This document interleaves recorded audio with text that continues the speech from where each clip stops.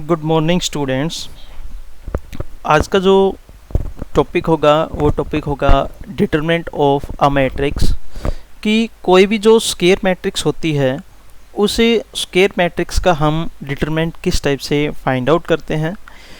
जो 12th class का जो सिलेबस है, इसी 12th क्लास के सिलेबस के अंदर मेरे मैक्सिमम इन्होंने 3x3 की जो मैट्रिक्स है और 2x2 की जो मैट्रिक्स है और 1x1 की जो मैट्रिक्स है, यानी कि कोई भी मैट्रिक्स 3 ऑर्डर की है जिसके अंदर 3 रो और 3 ही कॉलम हो, या कोई मैट्रिक्स 2x2 ऑर्डर की है जिसके अंदर 2 रो और 2 ही कॉलम हो, या फिर कोई मैट्रिक्स एक ही ऑर्डर की है या 1x1 ऑर्डर की है जिसके अंदर एक ही रो और एक ही क्या हो, कॉलम हो।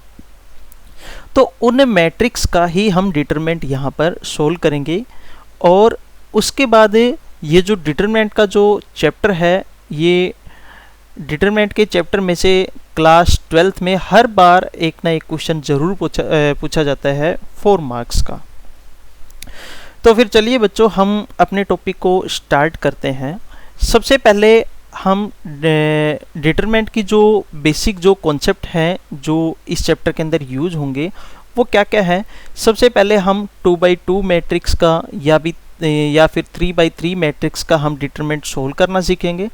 उसके बाद हमारे पास रिजल्ट आता है कि ऐसी कौन सी मैट्रिक्स है जो सिंगुलर है या फिर नॉन सिंगुलर है, वो भी हम डिटरमिनेंट के बेस के ऊपर ही बताएंगे। और डिटरमिनेंट जो है वो डिटरमिनेंट हमारे पास एक स्केलर क्वांटिटी होता है किसी भी स्क्वायर मैट्रिक्स के लिए। जो डिटरमिनेंट है वो किसी भी मैट्रिक्स का इस टाइप से हम सिंबॉलिकली इस टाइप से हम रिप्रेजेंट करते हैं, यानी कि ए रिप्रेजेंट करता है मेरे पास मैट्रिक्स, और जो मॉडुलस की जो फॉर्म होती है, मॉडुलस की फॉर्म जो होती है यहाँ पर हम मैट्रिक्स के केस में उसको हम डिटरमिनेंट से क्या करेंगे, रिप्रेजेंट करेंगे। तो फिर सबसे पहले हमने कोई भी एक मैट्रिक्स ली, से हम एक मैट्रिक्स लेते हैं ए, और इस मैट्रिक्स ए के अंदर हमारे पास 3 रो और 3 ही कॉलम है, यानी कि मैंने 3 रो और 3 कॉलम ली। तो जो ए मैट्रिक्स के जो एलिमेंट हैं उनको हम जनरली किस टाइप से डिनोट करते हैं कि फर्स्ट रो और फर्स्ट कॉलम के अंदर जो एलिमेंट होता है उसकी जो पोजीशन होती है वो डिनोट करते हैं हम A11, फिर A12, फिर A13, उसके बाद A21, A22 और A23, उसके बाद A31, A32 और A33। ये हमारे पास कोई भी 3x3 ऑर्डर की मैट्रिक्स है, इसके अंदर हमने 3 रो और 3 ही कॉलम हमने ली है। तो अगर हमने इस मैट्रिक्स का डिटरमिनेंट हमने फाइंड आउट करना हो तो सबसे पहले हम इसको determinant of A is equal to determinant of the matrix whose the elements are A11, A12, A13, A21, A22, A23, उसके बाद A31, A32 और A33। ये हमारे पास कोई भी 3x3 ऑर्डर का डिटरमिनेंट हुआ। अब इसको सोल्व करने से पहले मैं आपको एक बेसिक रिजल्ट बताता हूँ। सबसे पहले हम डिटरमिनेंट फाइंड आउट करेंगे 2x2 मैट्रिक्स का। ये मैंने 3x3 ऑर्डर की मैट्रिक्स ली है, लेकिन इससे पहले हम 2x2 मैट्रिक्स का 2x2 ऑर्डर की जो मैट्रिक्स बनेगी उस मैट्रिक्स का हम डिटरमिनेंट फाइंड आउट करेंगे। तो जब हमने मैट्रिक्स का जो चैप्टर स्टार्ट किया था, स्टार्ट करने से पहले हमने ये समझा था कि मैट्रिक्स का यूज कहाँ पर होता है। हम कोई भी जो लीनियर इक्वेशन होती है उन लीनियर इक्वेशंस के अंदर जो हमारे पास वेरिएबल्स होते हैं उन वेरिएबल्स की वैल्यू इजीली से फाइंड आउट करने के लिए हम मैट्रिक्स मेथड का यूज करते हैं। अगर वेरिएबल हमारे पास 5, 6, 7, 8, 9, 10 हो और 10 ही इक्वेशन हो तो उस केस के अंदर हम वैसे तो पुटिंग का जो मेथड होता है या फिर जो वेरिएबल्स हैं, वेरिएबल के कोफिशिएंट उनको इक्वल करके भी हम सोल्व कर सकते हैं, लेकिन वहाँ पर एरर आने के चांसेस हमारे पास बढ़ जाते हैं। तो इसलिए हम मैट्रिक्स मेथड का यूज करते हैं। तो हमने सबसे पहले हमारे पास जो रिजल्ट होगा वो होगा determinant of second order matrix. तो मैंने लिया डिटरमिनेंट ऑफ इसको एक बार मैं रिमूव कर देता हूँ, इसको इरेज किया मैंने। तो फर्स्टली मैंने लिया determinant of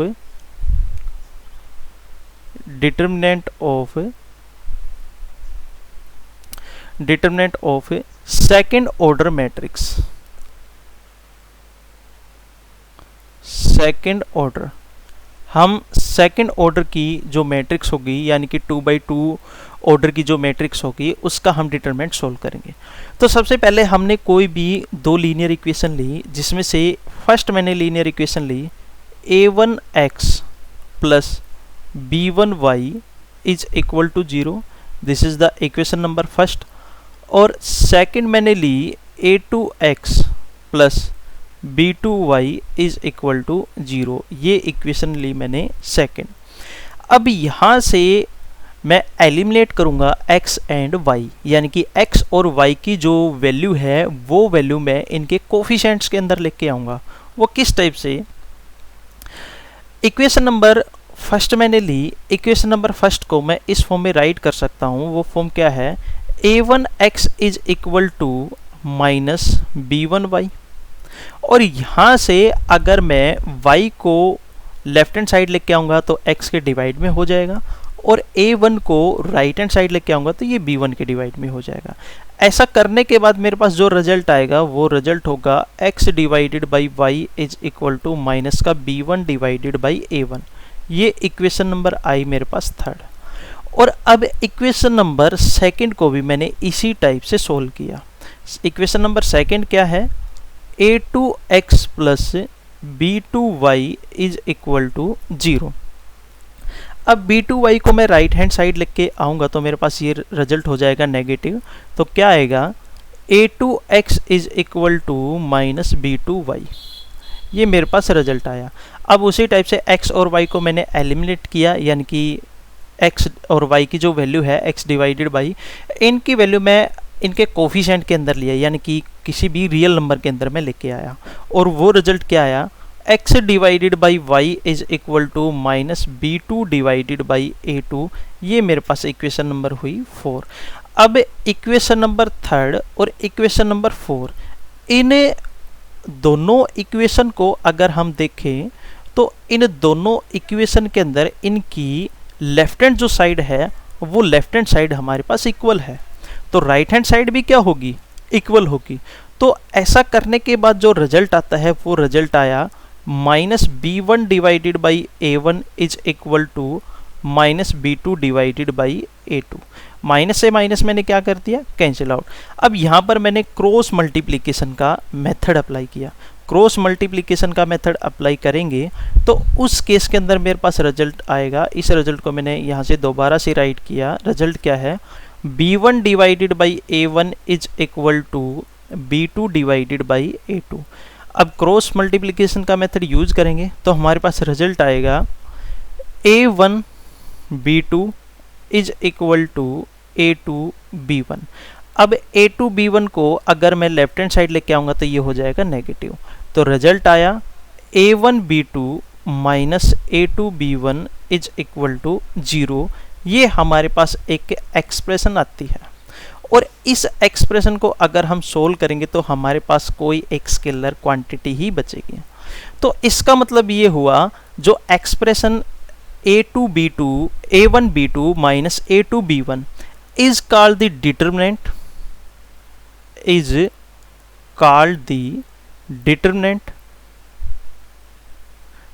is called the determinant of second order, of second order, and is denoted by, and is denoted by, denoted by del. या तो हम इसको डेल से रिप्रेजेंट करेंगे, अगर सिंबॉलिकली और अगर मैट्रिक्स की फॉर्म में इसका डिटरमिनेंट हम देखें, जैसे हमने 3x3 की कोई मैट्रिक्स ली थी उसको हमने डिटरमिनेंट की फॉर्म में लिखा था, तो हम अगर इन दोनों इक्वेशन को लेके इनको एरे फॉर्म में कन्वर्ट करें तो उस केस के अंदर हमारे पास एरे फॉर्म बनती है a1 b1 a2 b2। ये हमारे पास 2x2 ऑर्डर की एक मैट्रिक्स बनी और इसको हमने एक इक्वल सपोज किया कि हमारे पास एक कोई मैट्रिक्स है 2x2 ऑर्डर की जिसके अंदर एलिमेंट है A1 B1 और A2 B2। अब इसको मैंने डिटरमिनेंट की फॉर्म में रिप्रेजेंट किया, वो आया मेरे पास A1 B1 और A2 B2। अब इस रिजल्ट के अकॉर्डिंग ही हम इस रिजल्ट को सोल्व करेंगे। वो किस टाइप से, A1 B2 यानी कि इन दोनों एलिमेंट का multiplication A1 B2 with negative sign of A2 B1 इन दोनों एलिमेंट का multiplication negative of A2 B1। तो ये हमारे पास क्या कहलाता है, ये कहलाता है determinant of the second order matrix. तो ये यहाँ पर हमने यह समझा कि किस टाइप से अगर 2x2 ऑर्डर की जो मैट्रिक्स है उस मैट्रिक्स का हम डिटरमिनेंट फाइंड आउट करते हैं। तो इसके ऊपर हमने एक एग्जांपल लिया, कोई एक जनरली कोई एक एग्जांपल लेते हैं।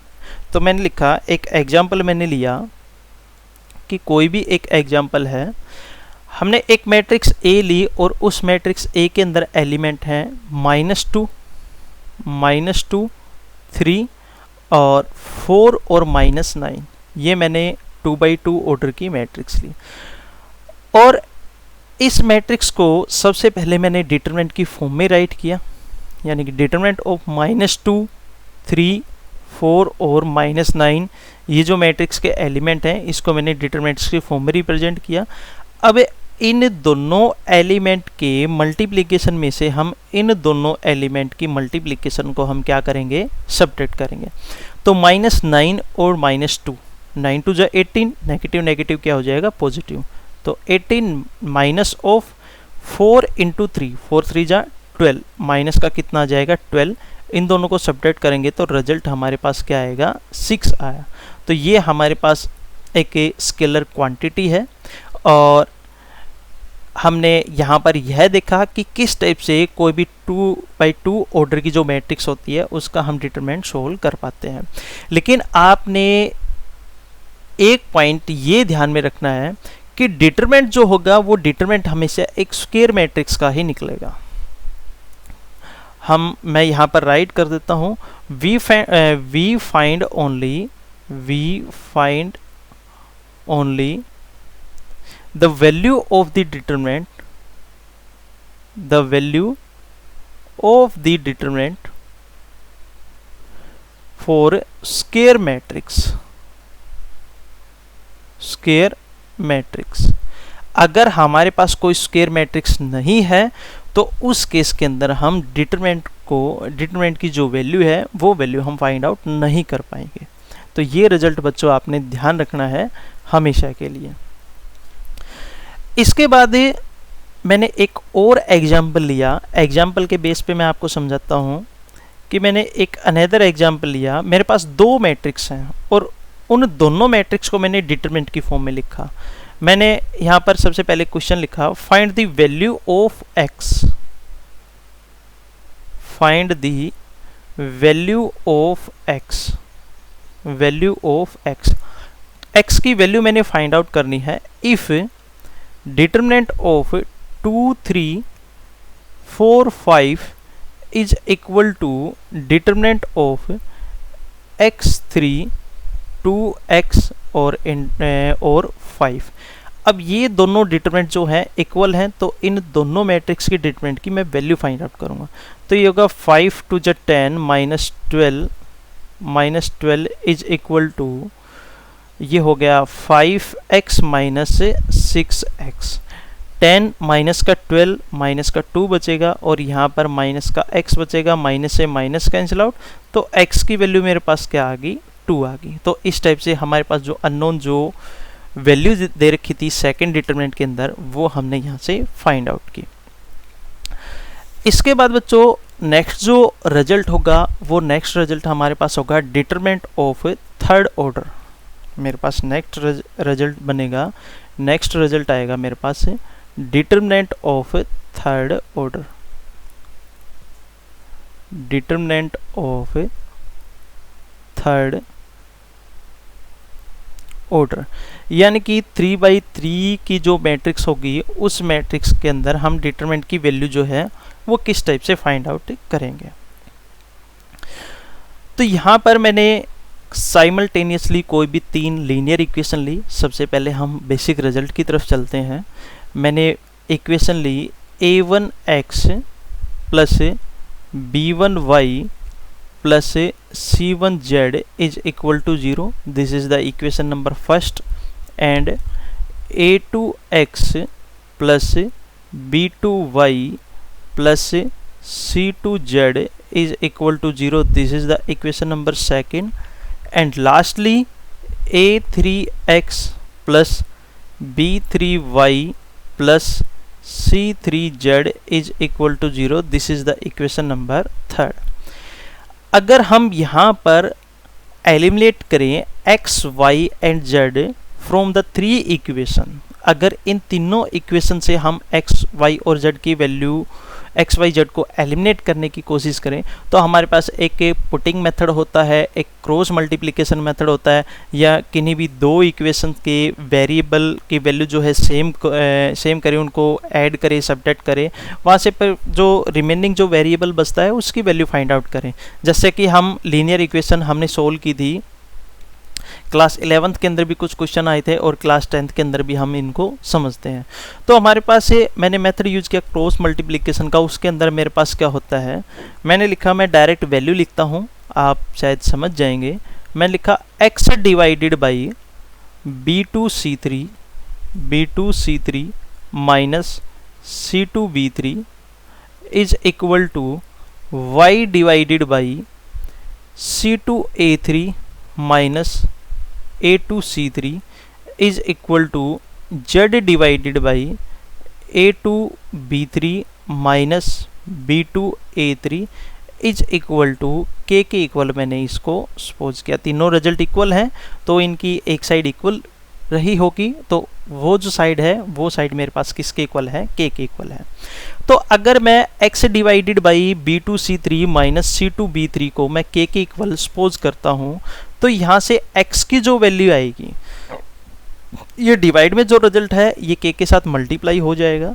तो x की जो वैल्यू आएगी वो x की वैल्यू होगी k into b2c3 minus c2b3। उसी टाइप से y की जो वैल्यू होगी वो होगी k into c2a3 minus a2c3।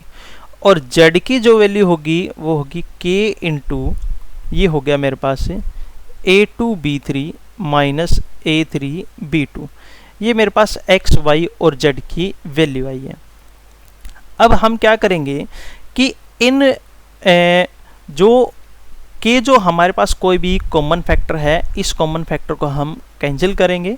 वो किस टाइप से कि x, y, z की जो वैल्यू है वो वैल्यू हम इक्वेशन नंबर फर्स्ट में पुट करेंगे, क्योंकि x, y, z की जो वैल्यू आई है, x की वैल्यू आई है, y की वैल्यू आई है, z की वैल्यू है, अगर इन तीनों वैल्यू को, तीनों रिजल्ट्स को हम किसी भी इक्वेशन में पुट करेंगे तो लेफ्ट हैंड साइड और राइट हैंड साइड इक्वल आनी चाहिए। तो इन तीनों रिजल्ट की वैल्यू को मैंने इक्वेशन नंबर फर्स्ट में क्या किया, पुट किया।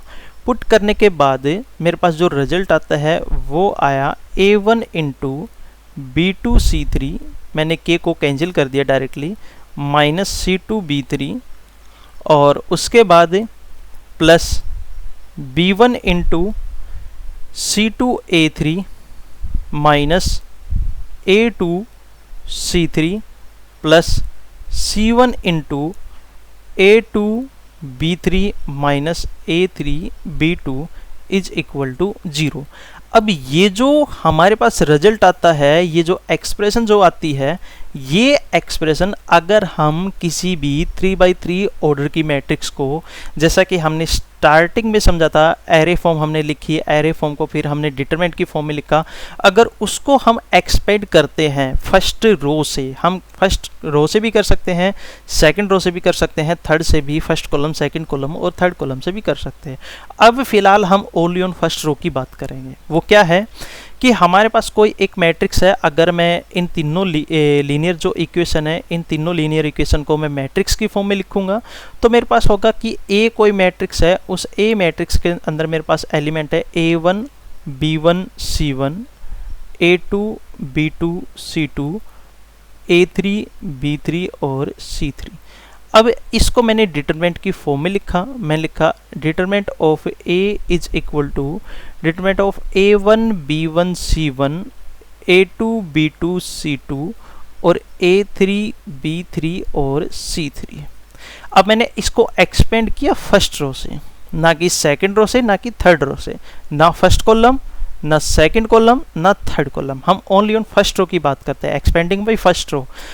मैं एग्जाम्पल के बेस पे आपको सेकंड रो से और थर्ड रो से किस टाइप से एक्सपेंड होता है, फर्स्ट कॉलम से, सेकंड कॉलम से, थर्ड कॉलम से किस टाइप से एक्सपेंड होता है, वो सारे के सारे रिजल्ट्स हमारे पास इक्वल आते हैं अगर एक ही मैट्रिक्स के ऊपर ये सभी ऑपरेशन हम अप्लाई करते हैं तो।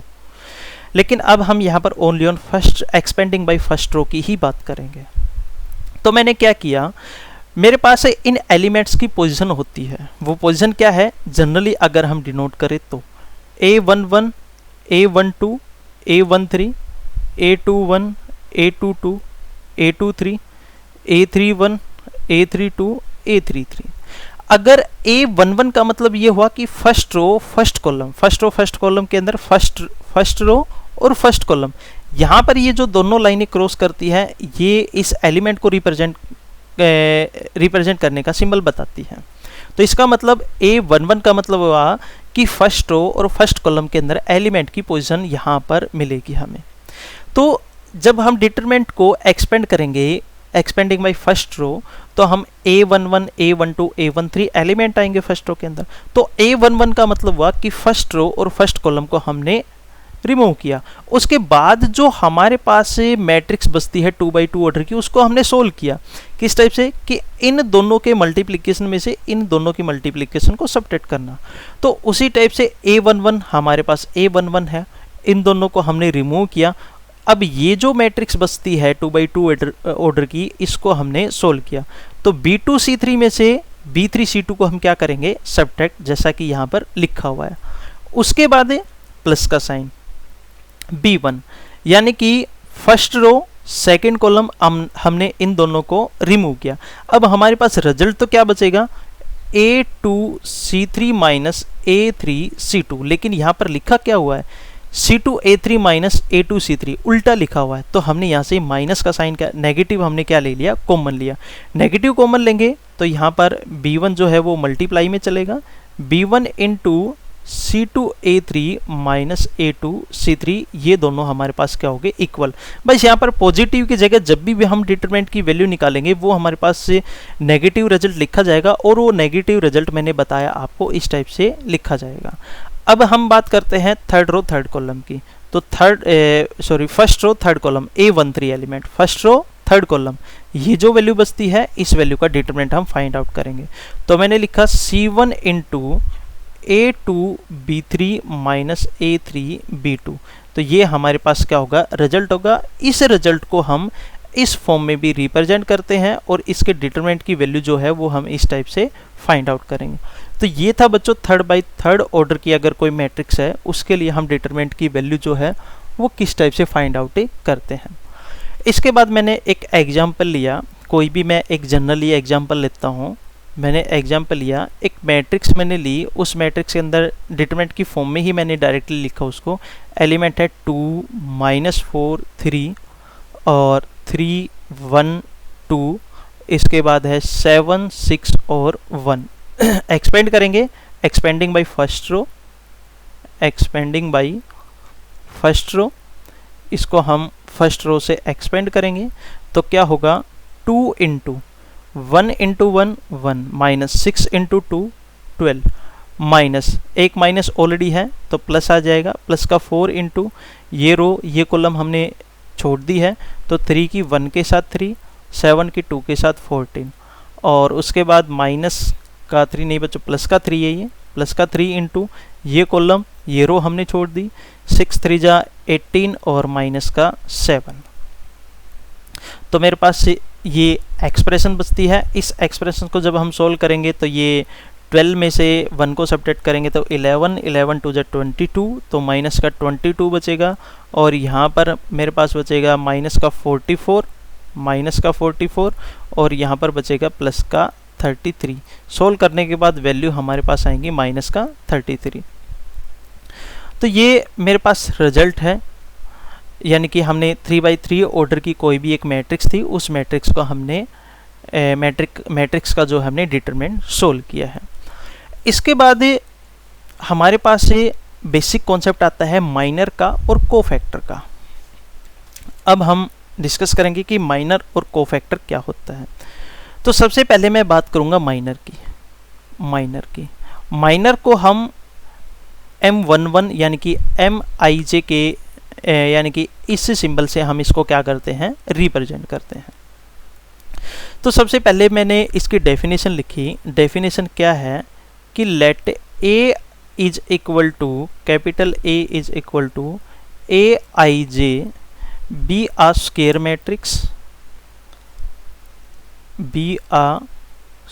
मैट्रिक्स, मैंने कोई भी एक स्क्वायर मैट्रिक्स ली, और उसके बाद ऑफ ऑर्डर n यानी कि 2×2 की है, 3×3 की है, या n×n की है, so that determinant of A is equal to determinant of AIJ, then the determinant obtained by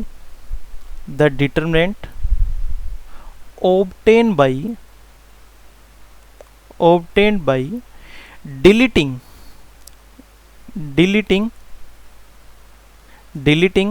the row and column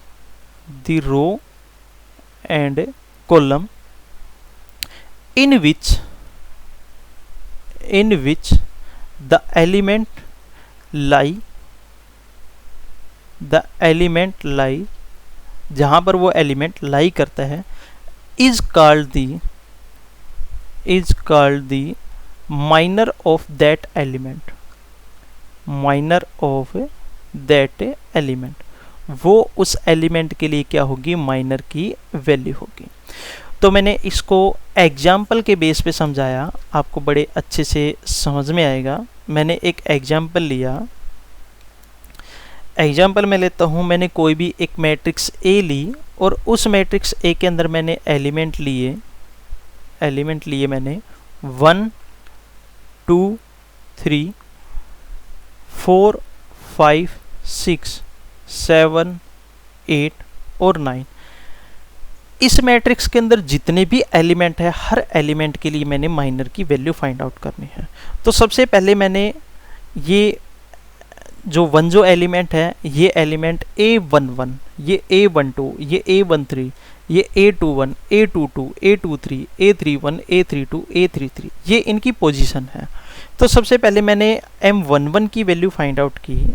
M11 पर एलिमेंट क्या है, 1 है। इसके लिए माइनर की वैल्यू क्या होगी कि फर्स्ट रो और फर्स्ट कॉलम को डिलीट करना है जो एलिमेंट जिस पोजीशन पर लाई करता है, क्योंकि हमने यहाँ पर लिखा था कि AIJ be a square matrix order of n, determinant of A is equal to this, then deleting by obtaining the element of row and column which the element lie. वो एलिमेंट कहाँ पर लाई करता है, उसी एलिमेंट के कोरिस्पोंडिंगली वो रो और वो कॉलम हमने डिलीट करनी है। डिलीट करने के बाद जो जो वैल्यू जाएंगी, यानी कि कोई मैट्रिक्स बचेगी, स्क्वायर मैट्रिक्स बचेगी, उस वैल्यू का उस मैट्रिक्स का हमने डिटरमिनेंट की वैल्यू फाइंड आउट करनी है। और वही क्या होगा, जिस एलिमेंट के लिए हमने रो और कॉलम हमने डिलीट की थी, उस एलिमेंट के लिए माइनर की वैल्यू। समझने की कोशिश करना बच्चों कि M11 जो है, फर्स्ट रो फर्स्ट कॉलम को मैंने डिलीट किया, इस एलिमेंट के लिए माइनर की वैल्यू क्या होगी, इस स्क्वायर मैट्रिक्स के लिए डिटरमिनेंट की वैल्यू, और वो क्या है 5 9 जा माइनस का 45 और 8 6 जा 48। अब प्लस का 45 आएगा, प्लस का 45 और माइनस का 48, मेरे पास कितना बचेगा 3। तो ये 3 जो हुई, ये इस एलिमेंट 1 जो एलिमेंट है, 1 एलिमेंट के लिए माइनर की वैल्यू हुई। और उसी टाइप से हम M12 की वैल्यू फाइंड आउट करेंगे 2 एलिमेंट के लिए।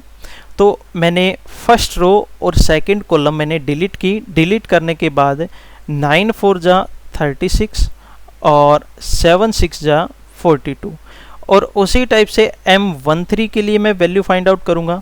13 के लिए वैल्यू क्या होगी मेरे पास है, फर्स्ट रो थर्ड कॉलम 8 4 जा, इसको मैंने लिख लिया 4 5 7 और 8, 8 4 जा 32 और 7 5 जा 35।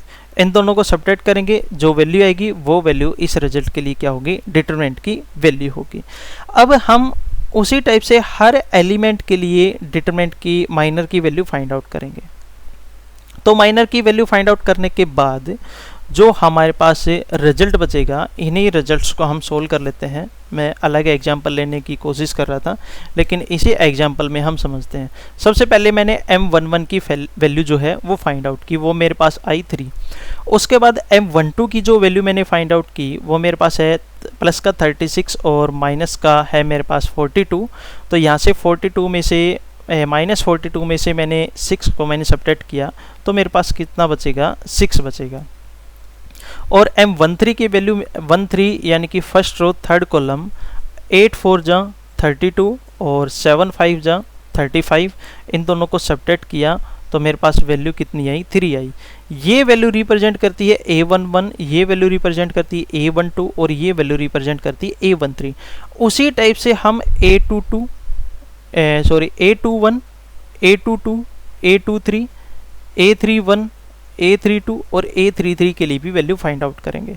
तो सेकेंडली हमने माइनर की वैल्यू फाइंड आउट की A21 के लिए, सेकेंड रो फर्स्ट कॉलम 2 की 9 के साथ 18 और 8 की 3 के साथ माइनस का कितना आएगा, 24। अब हमने 24 में से हम कितना सब्ट्रैक्ट करेंगे, 18। तो 18 को सब्ट्रैक्ट करेंगे तो हमारे पास कितना बचेगा, 7।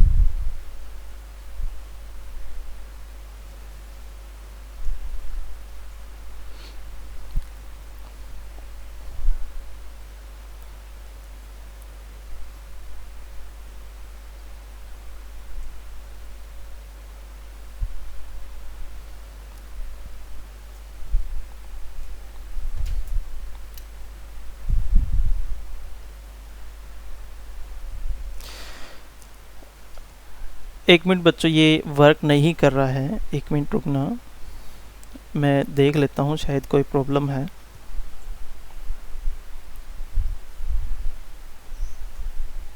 ठीक है, हाँ हो गया, ठीक। अब हमने यहाँ पर M21 की वैल्यू जो है वो फाइंड आउट की। M21 की वैल्यू हमारे पास होगी, माइनस का है 24 और 24 में से हम 18 को सब्ट्रैक्ट करेंगे तो हमारे पास रिजल्ट बचेगा 6।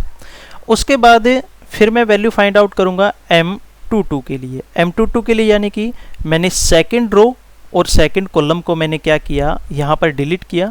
9 की 1 के साथ मल्टीप्लिकेशन करेंगे तो आएगा 9 और 7 की 3 के साथ मल्टीप्लिकेशन करेंगे तो माइनस का आएगा 21। अब हमने माइनस के 21 में से 9 को क्या करना है, सब्ट्रैक्ट करने के बाद हमारे पास रिजल्ट आएगा 12, माइनस का 12। उसके बाद उसी टाइप से मैं M23 यानी कि A23 के लिए जो माइनर की जो वैल्यू होगी वो है सेकंड रो और थर्ड कॉलम। अब यहाँ पर है 8 और ये है 1, 8 और 1 की मल्टीप्लिकेशन करवाता हूँ तो मेरे पास 8 आएगा, और 7 और ये 2 और 3 सेकंड रो थर्ड कॉलम 7 की 2 के साथ मल्टीप्लाई करवाएंगे तो मेरे पास कितना आएगा, माइनस का 14। अब माइनस 14 में से हमने 8 को क्या करना है, सब्ट्रैक्ट, तो मेरे पास वैल्यू कितनी आएगी, माइनस का 6। उसी टाइप से मैं M31 के लिए वैल्यू फाइंड आउट करूँगा, यानी कि third row first column. Third row first column को मैंने डिलीट किया। 6 की यहाँ पर एलिमेंट बच्चों ये 6 है, ये मेरे पास 5 है, तो 6 की 2 के साथ मल्टीप्लिकेशन करवाते हैं तो मेरे पास आएगा 12, और माइनस ऑफ 5 की 3 के साथ मेरे पास कितना आया, माइनस का 15, तो रिजल्ट कितना बचेगा, माइनस का 3। उसके बाद M32 यानी कि थर्ड रो सेकंड कॉलम, 6 की 1 के साथ 6 और 4 की 3 के साथ माइनस का 12, तो माइनस का 6। उसके बाद M33 third row third column 5 की 1 के साथ 5 और 4 की 2 के साथ माइनस का 8, तो माइनस 8 और प्लस का 3, माइनस का कितना आएगा मेरे पास है 3।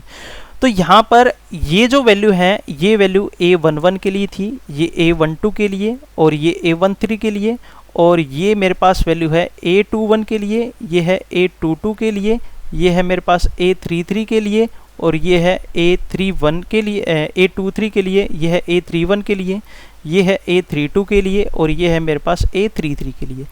जहाँ पर जिस एलिमेंट के लिए हमने वैल्यू फाइंड आउट की थी वो वैल्यू हम वहीं पर क्या कर देंगे, पुट कर देंगे।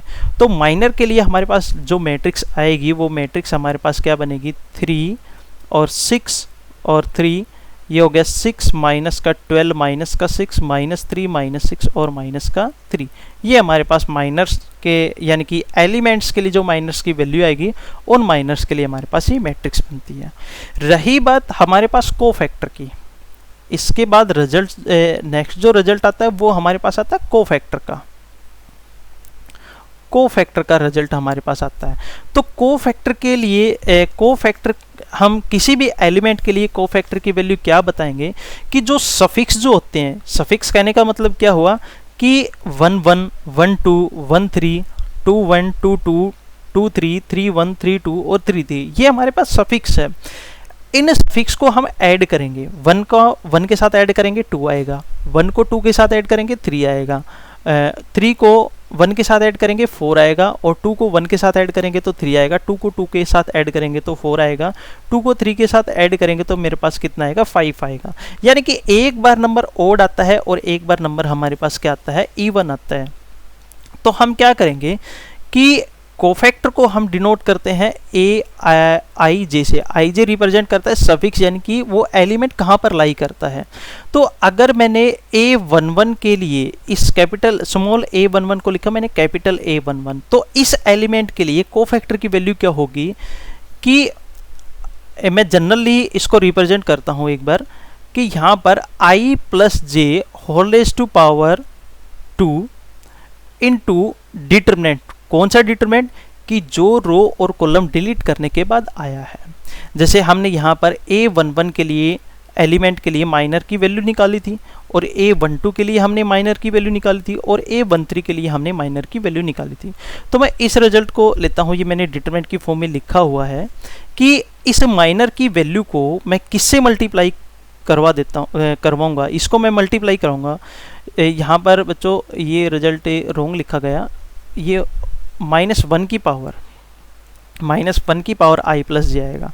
यहाँ पर मैंने लिखा -1 raise to power I plus J. I plus J का मतलब ये जो सफिक्स है वो। अब हर एलिमेंट को यानी कि हर माइनर की वैल्यू को हम -1 I प्लस जे से क्या करवा देंगे, मल्टीप्लाई। अब ये A11 की वैल्यू आई थी माइनर के लिए, तो इसके लिए कोफैक्टर की वैल्यू अगर मैंने फाइंड आउट करनी है तो -1 raise to power 1 plus 1 into 3, -1 की पावर 2 है यानी कि स्क्वायर है, और -1 का स्क्वायर हम करेंगे तो +1 का रहेगा। तो A11 के लिए वैल्यू मेरे पास कितनी आएगी, 3 आएगी। अब A12 की वैल्यू, माइनर की वैल्यू हमारे पास कितनी थी, 6 थी। इस 6 को मैं -1 रेज़ टू पावर 1 प्लस 2 से मल्टीप्लाई करवाता हूँ। अब -1 की पावर 3 है तो माइनस बचेगा, तो माइनस का 6 आएगा कोफैक्टर। A12 जो एलिमेंट है A12 उसके लिए कोफैक्टर की वैल्यू होगी -6। उसी टाइप से हम A13 के लिए वैल्यू फाइंड आउट करेंगे। A13 के लिए हमारे पास रिजल्ट ये आया, इसको मैं मल्टीप्लाई करवाऊंगा -1 raise to power I plus J is equal to into 3, ये किसके इक्वल आएगा, -1 की पावर 1 + 3 यानी कि 4 है, इवन है तो +1 हो जाएगा, रिजल्ट मेरे पास क्या बचेगा 3। उसी टाइप से हम इनके लिए कोफैक्टर की वैल्यू जो है वो फाइंड आउट करेंगे। इसके बाद एक और रिजल्ट है वो बता देता हूं मैं। वो रिजल्ट हमारे पास क्या है कि दो डेफिनेशन आती है। एक डेफिनेशन हमारे पास होती है सिंगुलर मैट्रिक्स और एक डेफिनेशन हमारे पास होती है नॉन सिंगुलर मैट्रिक्स। तो सिंगुलर मैट्रिक्स क्या होती है, हमारे पास दो डेफिनेशन और आती है। एक है सिंगुलर मैट्रिक्स और दूसरी है हमारे पास non singular matrix. Non singular matrix, देखो बच्चों सिंगुलर मैट्रिक्स क्या होती है कि वो एक कोई भी एक स्क्वायर मैट्रिक्स मिलेगी आपको सिंगुलर और नॉन सिंगुलर प्रूव करने के लिए। कि मैंने कहा कि A be any square matrix, A be any square matrix, A मेरे पास कोई स्क्वायर मैट्रिक्स है, अगर ये सिंगुलर मैट्रिक्स है तो उस केस के अंदर डिटरमिनेंट की वैल्यू क्या होगी, 0 होगी। A be and any square matrix, अगर इसको हम नॉन सिंगुलर मैट्रिक्स कहेंगे तो उस केस के अंदर determinant of A is not equal to 0। बस यही हमारे पास दो डेफिनेशन थी कि सिंगुलर मैट्रिक्स क्या होती है और नॉन सिंगुलर मैट्रिक्स क्या होती है। इसके बाद बच्चों हमारे पास एक्सरसाइज 4.1 आएगी। 4.1 के अंदर टोटल नंबर ऑफ क्वेश्चन जो हैं वो 12 हैं। तो मैंने आपको इस वीडियो लेक्चर के अंदर डिटरमिनेंट हम 2/2 मैट्रिक्स का, 3/3 मैट्रिक्स का किस टाइप से हम फाइंड आउट करते हैं, माइनर की वैल्यू क्या होती है पर्टिकुलर एलिमेंट के लिए, कोफैक्टर की वैल्यू क्या होती है, और सिंगुलर और नॉन सिंगुलर मैट्रिक्स हमारे पास क्या होती हैं। तो अगर इन बेसिक रिजल्ट्स में अगर आपको कोई प्रॉब्लम आई हो, समझ में ना आ रहा हो, तो आप कमेंट सेशन के अंदर कमेंट करके पूछ सकते हो। अदरवाइज़ आपके पास मेरे फ़ोन नंबर भी है। कल मैंने शायद 1-2 दिन पहले सभी क्वेश्चनों के पास मैंने कॉल भी किया, सभी स्टूडेंट्स के पास मैंने कॉल किया था। और अगर आपको इन बेसिक कॉन्सेप्ट में कोई प्रॉब्लम अगर आप फेस कर रहे हो तो आप मेरे से डायरेक्ट कंसल्ट भी कर सकते हो कि सर हमें ये बेसिक कॉन्सेप्ट समझ में नहीं आ रहा है, तो आप मेरे को दोबारा से बता दीजिएगा। नहीं तो फिर अगर आपको माइनर निकालने में कोई प्रॉब्लम है, कोफैक्टर निकालने में कोई प्रॉब्लम है, तो आप कमेंट सेशन में बताओगे तो मैं समझूंगा कि आपने ये जो पर्टिकुलर रिजल्ट्स है वो पूछा है, इसके ऊपर मैं वीडियो बनानी चाहिए, तो मैं वीडियो बनाऊंगा आपके लिए। अगर पर्टिकुलरली कोई 1-2 स्टूडेंट को कोई प्रॉब्लम है तो आप डायरेक्टली फ़ोन करके मेरे से पूछ सकते हो।